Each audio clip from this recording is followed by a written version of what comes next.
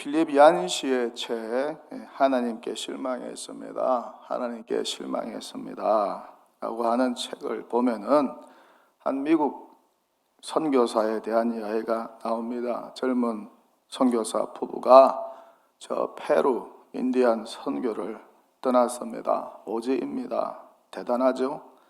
그곳에서 예수 모르는 인디안들에게 복음 전하고 교회 개척 사역을 시작했습니다.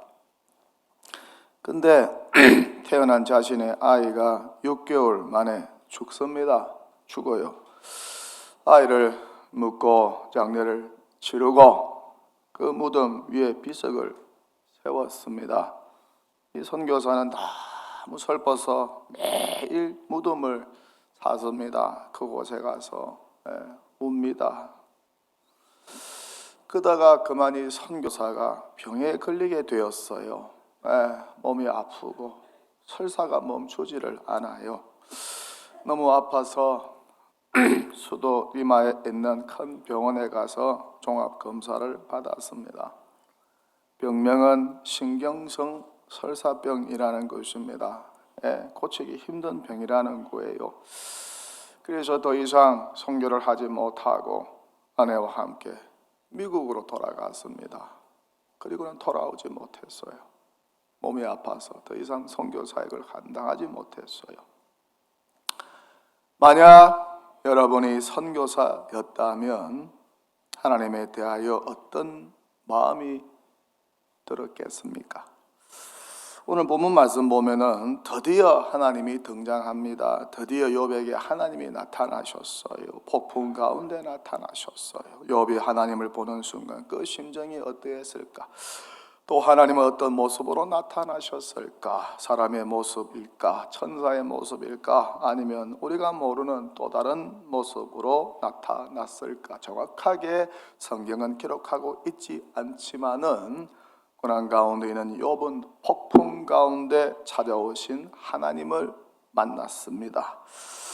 정말 욥은 여태껏 이해할 수 없는 고통을 당했고 또한 사람들에게 조롱과 멸시를 받았고 제 친구에게 수모와 멸시를 받았습니다. 이들은 욥이 당한 모든 환난과 고난이 죄 때문이라고 저격합니다. 속히 회개하는 것만이 살 길이라고 정죄합니다. 위로는커녕 오히려 무거운 짐을 지워 주었어요. 아니라고 해도 새 친구와 엘리후는 욥을 계속 혼으로 몰았습니다. 결국 욥이 이겼어요. 욥의 주장이 옳은 것처럼 보였어요.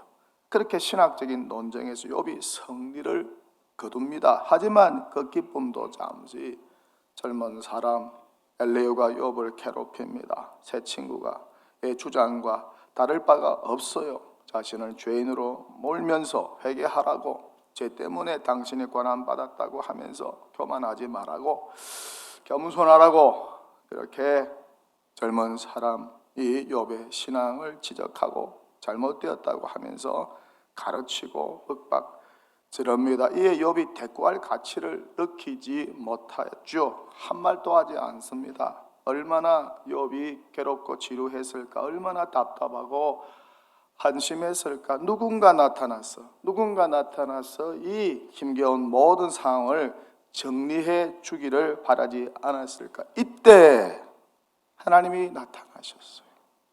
꿈에 그리던 하나님이 나타나신 거예요. 얼마나 욥이 놀라고 기뻤을까. 모든 것이 종결될 것이라는 기대를 하지 않았겠습니까? 필시 자기의 손을 들어줄 것이라고 여기지 않았겠습니까? 새 친구 너희들 틀렸어. 엘리후 너 틀렸어. 욥이 맞아 라고 하면서 욥의 편을 들어줄 것이라 아마 기대를 했을 것입니다. 또한 지쳐있는 자신을, 고난 가운데, 이해할 수 없는 고난 가운데 지쳐있는 자신을 위로해 줄 것이라 아마 기대를 했을 것입니다. 그런데 어떻습니까? 그런 기대와는 정반대입니다. 오히려 여호와께서 욥을 꾸짖습니다. 책망합니다.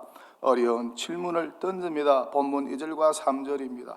무지한 말로 생각을 어둡게 하는 자가 누구냐? 무지한 말로 생각을 어둡게 하는 자가 누구냐? 너는 대장부처럼 허리를 묶고 내가 너에게 묻는 것을 대답할지니라. 너는 대장부처럼 허리를 묶고 내가 너에게 묻는 것을 대답할지니라. 욥을 향하여 무지한 자라고, 욥을 향하여 생각을 어둡게 하는 자라고, 욥을 향하여 대장부와 같이 못하다고, 소심하고 대범하지 못하다고, 그렇게 잘났으면 네가 얼마나 잘났냐고 하면서 내가 하는 질문에 답해 보라고 여호와께서 다가오셨습니다. 그렇게 본문 4절 이후부터 욥기 39장 마지막 절까지 여호와의 질문이 계속됩니다. 그런데 대부분의 질문이 욥이 대답할 수 없는 아주 어려운 질문이에요. 이런 질문이 계속됩니다. 욥의 정신이 혼미할 정도로 질문 공세가 계속해서 이어집니다. 오늘 짧은 본문 말씀 속에서도 여러분이 성경을 읽으시면서 느끼셨겠지만은 질문이 나옵니다. 내가 땅에 기초를 놓을 때 너는 어디 있었느냐? 누가 땅의 도량법을 정하였느냐? 누가 그 도량법의 줄을 땅 위에 띄웠는지 네가 아느냐? 그것의 주추는 무엇 위에 세웠으며 그 모퉁이 돌을 누가 놓았느냐? 이런 질문을 여호와께서 욥에게 합니다. 욥이 질문에 제대로 답을 할 수가 있을까요? 할 수가 없지요. 이후에 나오는 질문이 다 이런 질문들이에요. 하나님만이 아는 피조물인 인간이 답할 수 없는 그런 질문들입니다. 이런 질문이 38장에 가득 기록되어 있어요. 신비하고 어려운 질문입니다. 창조주 하나님이 많이 아는 질문입니다. 피조물인 인간이 들으면 주눅이 드는 질문, 바보가 되는 질문, 무지를 깨닫게 되는 질문, 자신감을 상실하게 만드는 그런 어려운 질문입니다. 참 이렇게 어렵고 신비한 질문을 하나님이 고난 중에 있는 욥에게 던졌다는 거예요. 욥이 얼마나 황당했을까? 더 깊은 자괴감과 무기력을 느끼지 않았을까? 자신의 무능과 무지를 깨닫게 되지 않았을까? 자신의 무지를 보면서 얼마나 괴로웠을까? 그래도 욥은 자신이 똑똑하다고 생각했어요. 똑똑하여서 새 친구의 질문을 받았을 때도 답을 잘했습니다. 새 친구를 코너로 몰 정도로 답을 잘했어요. 친구들을 곤란하게 만들 정도로 질문도 잘했습니다. 그리고 논리로 새 친구를 꺾었어요. 그렇게 똑똑했습니다. 하지만 창조주 여호와 하나님을 대면해 보니까, 하나님이 던지시는 질문을 받아 보니까 답을 하지 못하는 거예요. 완전히 압도당해 버렸어요. 하지만 욥의 마음속에 일말의 어떤 기대, 일말의 섭섭함과 아쉬움이 있지 않았을까? 성경을 읽는 독자의 입장에서, 또한 제3자의 입장에서, 또한 설교자의 입장에서 본다면 더욱 그렇습니다. 먼저 이런 질문을 하기 전에 어떻습니까? 여호와 하나님이 욥에게 먼저 위로의 말 한마디라도 던지고 시작했으면 얼마나 좋았을까라고 하는 그런 아쉬움이 있어요. 욥아, 얼마나 힘들었냐? 네가 이해할 수 없는 고난 때문에 신앙생활 잘했는데 이런 참담한 고난을 당해서 얼마나 힘들었느냐. 그리고 친구들 때문에, 그 험담 때문에, 그 말도 안 되는 소리들 때문에 네가 얼마나 힘들었느냐고 하면서 여호와 하나님께서 고난 가운데 욥을 좀 위로해 주었으면 얼마나 좋았을까. 욥이 악한 사람이 아니잖아요. 삶이 온전하고 정직하고 하나님을 경외하고 악에서 떠난 자였으로 여호와 하나님께 인정받은 자였습니다. 이 일로 사탄의 시기까지 받은 자였어요. 그렇게 하나님 사랑하고 하나님을 경외했습니다. 그런 욥이 죄를 범하고 악을 행하여 고난 받고 있지 않다는 것을 누구보다 여호와께서 잘 알고 계세요. 그리고 어떻습니까? 하나님께서 천상회의에서 사탄의 제의를 수용하여서 욥에게 고난이 허락되었습니다. 그런 허락을 하지 않았으면 욥에게 그런 고난이 가지 않았을 거예요. 그러니 어떻습니까? 어떻게 보면 여호와 하나님이 의인 욥에게 고난을 주었다고 할 수가 있어요. 어떻게 생각하세요? 그러니 어떻습니까? 여호와께서 욥에게 나타나서 책망하고 가르치고 훈육하고 충고하기 전에, 질문을 던지기 전에 한마디 위로라도 했으면 얼마나 좋았을까? 욥이 큰 위로를 받지 않았을까? 그동안의 시름이 한순간에 녹지 않았을까? 고난도 이해되지 않았을까? 이런 아쉬움, 이 본문을 읽으면서, 본문을 묵상하면서 있어요. 이런 하나님을 향한 섭섭함과 아쉬움을 본문 속에서 느낄 수 있어요. 문맥의 흐름 가운데 충분히 느낄 수가 있어요. 하지만 그렇게 생각하지 않던 분도 계실 거예요. 왜요? 해석은 각자의 몫이니까, 각자 하기 나름이니까. 그렇게 욥이 하나님의 책망 받는 것이 당연하다고 생각하는 분도 아마 계실 거예요. 욥이 하나님 말씀대로 무지합니다. 욥이 하나님 말씀처럼 사람들의 생각을 어둡게 했습니다. 욥이 대장부답지 못했어요. 고난을 믿음으로 담대하게 견디지 못했어요. 욥이 징징 짜고 자기 생일까지 저주하고, 또 왜 그렇게 말이 많고 변명이 많은지 믿음이 없어 보이네요. 잘 참고 견디면 될 것을 하나님이 다 주신 건데, 그래도 자기 생명은 보존되었으니까 자기를 살려준 것만으로 감사해야죠. 무엇보다 고난 받기 전에는 많이 누렸잖아요. 잘 먹고 잘 살았잖아요. 떵떵거리면서 살았잖아요. 그러니 여호와가 욥에게 한 책망은 지당한 거예요. 지당한 말을 들은 거예요. 이렇게 생각하는 분도 계실 거예요. 어떻게 보면 맞는 말일 수도 있어요. 피조물인 인간이 하나님이 하시는 일에 대해서 어떤 의구심을 품을 수 있겠어요? 창조주 여호와 하나님, 그분이 우리를 만드셨는데, 그분은 토기장이고 우리는 토기에 불과한데, 토기장이가 토기를 가지고 왜 함부로 깨고 다시 만들지 못하겠어요?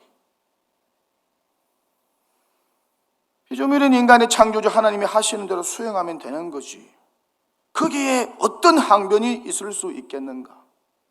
욥에게 모든 것을 충분히 하나님이신데, 창조주 여호와 하나님이신데, 그러니 그 하나님이 그 모든 것을 도로 가져가겠다고 하는데 욥이 고뇌하고 괴로워할 이유가 있을까? 순종하면 그만이지. 하나님의 뜻인데 그렇게 믿고 담대하게 지나가야지. 아마 이렇게 생각하는 분들도 계실 거예요. 근데 모든 사람이 이런 생각과 믿음을 가지고 있지 않다는 것이죠. 고난 앞에 회의도 하고, 고난 앞에 절망도 하고, 예외지 않는 사건 앞에 좌절도 하고, 절규하는 것이 피조물인 인간이라는 것이죠. 왜요? 생각도 있고 의식도 있고 무엇보다 똑똑하니까. 하나님의 형상으로 지음받은 인간은 참 똑똑합니다, 여러분. 그리고 무엇보다 어떻습니까? 인간은 사유하는 존재이니까, 여호와 하나님처럼 사유하는 존재이니까. 인간의 몸을 입고 오신 예수님은 어떠하셨나요? 이해할 수 없는 고난 앞에서 오열하고 통곡하셨어요. 체포되기 전날 밤에 괴로워서 밤새워 기도하셨어요. 하나님의 뜻과 당신의 뜻이 다르다는 것을 깨닫고 너무너무 슬퍼하시고 괴로워하셨어요. 이것 때문에 땀방울이 핏방울처럼 떨어질 정도로 기도하지 않았습니까? 심한 통곡과 눈물로 간구와 소원을 올렸어요. 너무 괴로우시니까, 이해가 되지 않으니까 기도를 그렇게 많이 하신 것이 아니겠어요? 지금까지 예수 믿고 지금까지 신앙생활을 하면서 하나님께 섭섭한 마음을 가져본 적이 한 번도 없으시나요? 완전히 직진이셨나요? 오직 믿음으로 직진만 하셨나요? 하나님에게 섭섭한 마음이 들 때가 있죠. 왜요? 인간의 나약함 때문에. 왜요? 하나님에 대한 큰 기대 때문에. 그 기대가 깨어지고 허물어질 때 하나님에 대한 섭섭함과 아쉬움 그리고 실망감이 찾아올 수도 있다는 것이죠. 하나님이 하시는 일에 대하여 의심과 회의도 찾아올 수도 있다는 거예요. 이것이 나쁜 것인가? 이것이 죄인가요? 아닙니다. 믿음의 긴 여정에서 일어날 수 있는 자연스러운 현상이라는 거예요. 오히려 이런 과정을 통하여 어떻습니까? 믿음의 뼈대가 강해지고 믿음이 더욱 견고하여진다는 것입니다. 그래서 필립 얀시는 이런 말을 합니다. 의심은 믿음이라는 공간에 숨어있는 뼈대와 같다. 의심은 믿음이라는 공간에 숨어있는 뼈대와 같다. 종교개혁가 루터, 그도 하나님에 대하여 섭섭함을 가졌다고 하죠. 그는 고백합니다. 나는 일주일 이상 그리스도로부터 완전히 떠난 적이 있었다. 하나님에 대하여 절망한 나머지 불경스러운 말도 서슴없이 내뱉은 적이 있었다. 선지자 하박국도 마찬가지입니다. 여호와여, 왜 내가 부르짖어도 듣지 않습니까? 어찌하여 죄악을 보게 하십니까? 어찌하여 패역을 눈앞에서 보게 하십니까? 어찌하여 겁탈과 강포가 내 앞에 있고 어찌하여 변론과 분쟁이 일어나게 하시나이까? 왜 율법이 해이하고 정의가 전혀 시행되지 못하나이까? 왜 악인이 의인을 애워싸고 정의가 굽게 행하여지도록 하시나이까? 이렇게 따지고 물었어요. 이렇게 하나님이 불공평하신 것 같고, 이렇게 하나님이 침묵하시는 것 같고, 이렇게 하나님이 숨어 계시는 것 같을 때가 있어요. 이럴 때 의심과 회의가 밀려옵니다. 이럴 때 실망하고 하나님에 대하여 섭섭할 때도 있다는 것입니다. 에밀리 디킨슨의 말처럼 우리는 1시간 동안에도 신앙과 불신앙 사이를 수십 번도 오락가락 할 때가 있다. 어떠세요? 평생 신앙생활 하면서 믿음으로만 사셨나요? 되돌아본 적은 한 번도 없으셨나요? 의심도 회의도 한 번도 해보신 적이 없으신가요? 하나님에 대하여 실망도, 하나님에 대하여 섭섭한 마음도 한 번도 품어본 적이 없으셨나요? 하나님의 뜻이니 악도 고난도 괜찮아, 이해할 수 없는 사건도 괜찮아, 어쩌겠어. 하나님이 하신다고 하는데 그분의 침묵도 괜찮아, 불공평해 보이는 일도 괜찮아, 악인이 흥왕하고 형통해도 괜찮아, 이해할 수 없는 고난도 괜찮아. 다 하나님이 하시는 일인데 때가 되면 그 악행도 그 고난도 끝나겠지. 무슨 일이 일어나든지 그저 우리는 감사할 것밖에 없어. 이런 믿음으로만 사셨나요? 근데 어떻습니까? 우리는 나약한 인간이라 견고한 믿음을 견지하면서도 고난과 환난이 찾아올 때에, 거대한 악이 찾아올 때에, 하나님이 악에 대하여 침묵할 때에, 하나님이 더디 임하실 때에, 하나님이 내 기도에 대하여 전혀 응답하지 않으실 때에, 내 탄식과 눈물에 대하여 그들도 보지도 않으실 때에 어떻습니까? 믿음이 흔들리고 의심도 되고 회의도 되고 실망도 되고 섭섭한 마음이 찾아올 수도 있다는 것입니다. 이렇게 하나님이 하시는 일이 이해되지 않을 때가 있다는 거예요. 그때 고뇌하는 것이, 그때 영적 침체에 빠지게 되는 거 아니겠어요? 저도 이런 경험이 있어요. 20대가 그 절정이었던 것 같아요. 하나님에 대한 섭섭함, 하나님에 대한 실망감, 하나님에 대한 하나님이 하시는 일이 전혀 이해가 되지 않는 그런 때가 있었어요. 그것이 제 신앙의 걸림돌이 된 적이 있었습니다. 부끄러운 고백이지만은 그때 이 고뇌와 갈등 때문에 6개월 동안 교회에 출석하지 않은 적도 있었어요. 당시 가장 큰 고뇌는 악인의 형통과 의인의 고난이었습니다. 또 악에 대하여 침묵하시는 하나님이셨습니다. 또 불의에 침묵하는 교회의 모습이었습니다. 이것 때문에 하나님께 섭섭했고 실망했습니다. 하나님이 살아계신다고 하는데 왜 이런 일이 일어날까?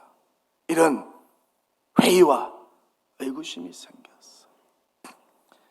근데 어느 순간 하나님의 은혜가 폭포수같이 쏟아졌던 그 은혜의 그 순간부터 하나님이 제 모든 섭섭함과 실망감을 풀어주셨어요. 깨닫게 해주셨어요. 이날 이후부터 이해되지 않던 모든 일들도 이해가 되고 믿어지게 되었어요.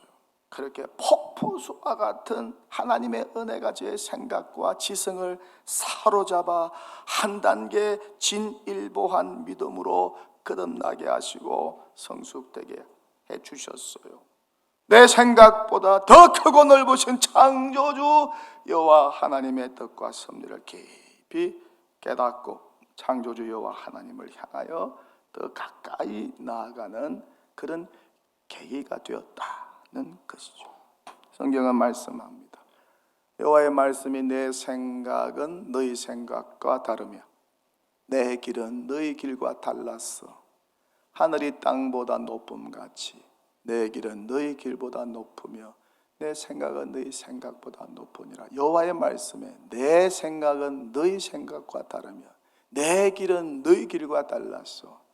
하늘이 땅보다 높음같이 내 길은 너희 길보다 높으며 내 생각은 너희 생각보다 높으니라. 지난 금요일 새벽이었어요. 여러 가지로 고민이 많았어요. 하나님에 대한 섭섭함도 있고 후회도 있고 아쉬움도 있고 실망감도 찾아왔어요. 하나님이 하시는 일에 대해서 이해되지 않는 부분도 있었어요. 특별하게 코로나 시기에 목회니까 3년이 지속이 되고 언제 이 코로나 목회가 끝날지 보이지도 않는 그런 때니까 얼마나 고민이 많겠습니까? 또 천마산 기도는 복구 공사 중인데 얼마나 신경이 쓰이는지 재정도 많이 들 텐데 참 기도 제목이 참 많았어요. 이런저런 무거운 마음을 가지고 성경을 읽는데 창세기 28장 15절의 말씀이 저를 사로잡았어요. 여호와께서 주신 말씀, 야곱에게 주신 말씀인데 꼭 저에게 주시는 말씀 같았습니다. 내가 너와 함께 있어. 내가 어디로 가든지 너를 지키며 너를 이끌어 이 땅으로 돌아오게 할지라. 내가 내게 허락한 것을 다 이루기까지 너를 떠나지 아니하리라. 내가 옥목사와 함께 있어. 옥목사가 어디로 가든지 옥목사를 지키며 옥목사를 이끌어 이 땅으로 돌아오게 할지라. 내가 옥목사에게 허락한 것을 다 이루기까지 옥목사를 떠나지 아니하리라 하신지라. 고향 브엘세바를 떠나 하란으로 믿음의 여정을 떠나는 야곱에게 주신 말씀이 저에게 주시는 말씀으로 다가왔어요. 말씀으로 찾아오시는 하나님을 만났습니다. 옥목사야, 내가 너와 함께하리라. 내가 어디로 가든지 내가 너를 지키리라. 너를 이끌리라. 내가 너에게 허락한 것을 다 이루게 하리라. 그때까지 너를 떠나지 아니하리라. 옥목사야, 믿음 흔들리지 말라. 힘을 내라. 그렇게 말씀하시는 것 같았습니다. 정말 기뻤어요. 제 마음속에 의구심과 하나님에 대한 섭섭함이 눈 녹듯 사라졌어요. 이 말씀이 우리 모두의 말씀이 되면 얼마나 좋을까. 이 말씀이 우리 동도교회를 향한 하나님의 약속의 말씀으로 살아 움직여 역사하면 얼마나 좋을까. 오늘 집에 가실 것들 난 이 창세기 28장 15절에 여러분의 이름을 불러가면서 다시 한번 읽어 보십시오. 설교를 마칩니다. 오랜 믿음 생활하다 보면 하나님께 섭섭할 때, 하나님께 실망할 때, 하나님이 하시는 일이 도대체 이해가 되지 않을 때도 찾아옵니다. 광야의 여정을 걷는 시기라고 할 수가 있어요.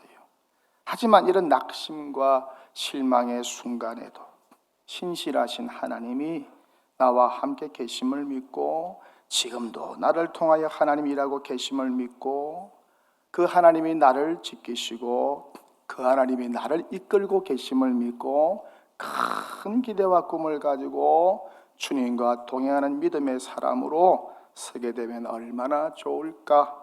하나님께 더 가까이 나가게 되는 계기가 되고 우리의 믿음이 한 단계 더 성숙되고 강화되는 전환점이 되면 얼마나 좋을까. 무엇보다 성경 말씀을 붙잡고 그 말씀 속에 고개를 파묻고 주의 음성에 귀를 기울이며 살면 얼마나 좋을까.